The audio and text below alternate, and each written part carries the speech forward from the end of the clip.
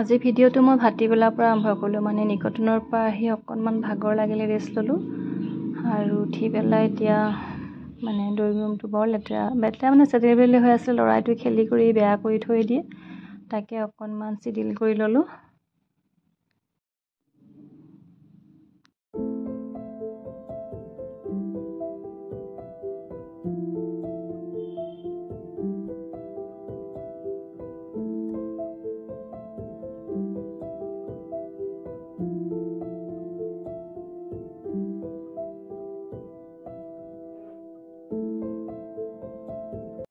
Hello' everyone, ভালনে আপোনালোকৰ? আশা কৰোঁ নিশ্চয় ভাল। আজি মই এটা ভিডিঅ'টো আপোনালোকক স্বাগতম জনাইছোঁ। আৰু বৰ গৰম লাগিলে গাটো ধুই আহিলোঁ। আহি ঘৰত মিস্ত্ৰী লাগি আছে, ফল চিলিং লগাই আছে, ইফালে পাকা মিস্ত্ৰীও লাগি আছে, মানে গোটেই কামেই লাগি আছে। তাৰপিছত সিহঁতৰ কাৰণে মালপোৱা বনাইছোঁ, ল'ৰাৰ কাৰণে বনাইছোঁ মালপোৱা। সিও খাম বুলি ক'লে, তাকে হৰলিক্স দি লওঁ। ভাটিবেলা শুই উঠিহি কিবা এটা খাবলৈ বিচাৰে, তাৰ মনটো বেয়া লাগি থাকে যে উঠি পেলাই। তাকে হৰলিক্স আৰু মালপোৱা দি ইফালে মিস্ত্ৰীহঁতৰ কাৰণে মালপোৱা আৰু চাহ বনাই আছোঁ। আগবেলা সময়খিনি মই যেতিয়া নিকেতনলৈ যাওঁ তেতিয়া মায়ে কৰি থাকে আৰু আহি পেলাই মই এইখিনি অকণমান কৰি দিওঁ।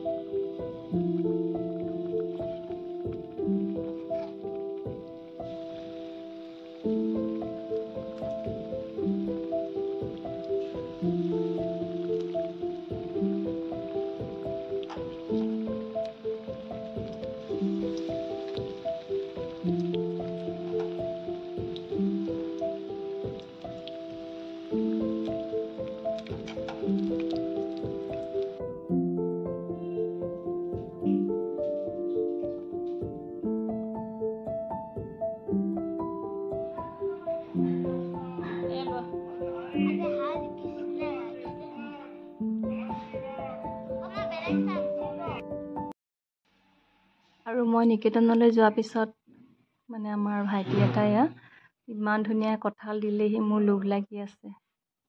আহিয়ে খাবলৈ মন গৈছিল, কিন্তু যাওঁতে ভাত খাই নগ'লোঁ যে, সেইকাৰণে বোলো ভাতকেইটা খাই কঁঠাল খাম। বৰ ধুনীয়া লাগিছে, দুফুটামান খালোঁ বাৰু। তাৰপিছত চাহ পানী খাই কঁঠাল খাই উঠি সন্ধিয়া ল'ৰাক পঢ়াবলৈ বহাইছোঁ, কাৰণ ৰাতিপুৱা পঢ়াবলৈ সময় নহয় আৰু ৰাতি অকণমান পঢ়াওঁ। পৰীক্ষাও পালেহি বাৰু, ছেপ্টেম্বৰত পৰীক্ষা হ'বই।